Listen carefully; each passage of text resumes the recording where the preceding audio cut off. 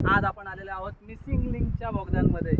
आज रविवार होता तर म्हटलं घरात बसण्यापेक्षा काहीतरी एक्सप्लोर करूयात. सकाळी ऋतिकचा फोन आला आणि 2 वाजता आम्ही निघालो मुंबई पुणे मिसिंग लिंकचे बोगदे बघायला. गप्पा करत ताकई आडोशी रस्त्यावरून डावीकडे वळून वॉल्युनॉक्स कंपनीला उजवीकडे ठेवून हायवेवर पोचलो आणि वाहतुकीच्या विरुद्ध दिशेने आमचा प्रवास सुरू झाला. हल्लीच्या धडकी भरवणाऱ्या बातम्यांमुळे आम्ही खूप सावधगिरी बाळगली होती. हायवेने चालताना उजव्या बाजूला टेंबेवाडी, चिंचवली, होनाड, अतकरगाव आणि आडोशी अशी गावे आणि त्यांच्या आजूबाजूचा निसर्गरम्य परिसर बघून मन प्रसन्न होत होतं. जसजसे बोगदे जवळ येत होते तशी उत्सुकता वाढत होती. बोगद्याच्या बाजूचा परिसर आणि उजवीकडेच असणाऱ्या आडोशीचे जंगल डोळ्याचे पारणेच फेडत होते. जसं आम्ही बोगद्यात शिरलो तसा आमचा आवाज घुमायला लागला. इतका भारी इको मी माझ्या आयुष्यात पहिल्यांदाच ऐकलेला. हा बोगदा 1.2 किलोमीटर इतका लांब आणि 23.75 मीटर इतका रुंद आहे आणि हा आशिया खंडातला सगळ्यात रुंद बोगदा आहे. चालताना सुरुवातीला उजेड होता, पण जसजसे आत गेलो तसा बऱ्यापैकी काळोख मिळाला. दुसऱ्या टोकाला पोचलो आणि अतिशय सुंदर नयनरम्य दृश्य नजरेस पडले.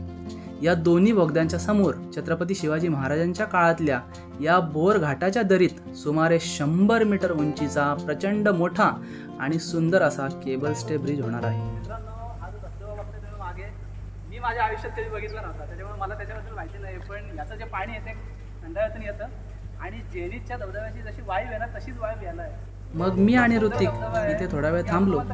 नागफणीला दृष्टीपथात घेऊन एक टाइम लॅप्स काढला आणि परतीच्या प्रवासाला निघालो.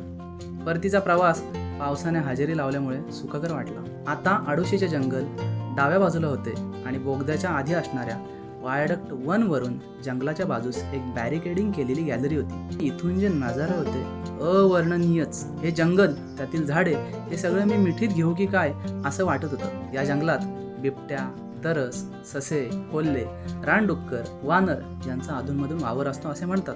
हल्ली झाडे तोडायला बंदी केल्यापासून प्राणीजीवन काही प्रमाणात बचावले आहे.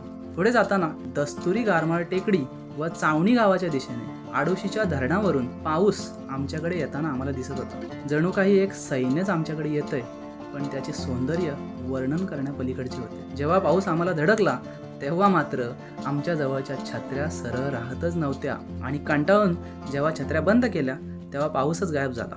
तो आजूबाजूला पडत होता. आमच्या मार्गात मात्र फक्त ओला वाराच होता जणू काही. इतकं चालून आता पाय शिणले होते. मग आम्ही सँडल काढून अनवाणी पायांनी डांबरीच्या टोचऱ्या सुखावह रस्त्यावरून चालायला लागलो. हा अनुभव खूप छान होता. दिवस मावळला आणि 7च्या आत घरात सुखरूप पोचलो.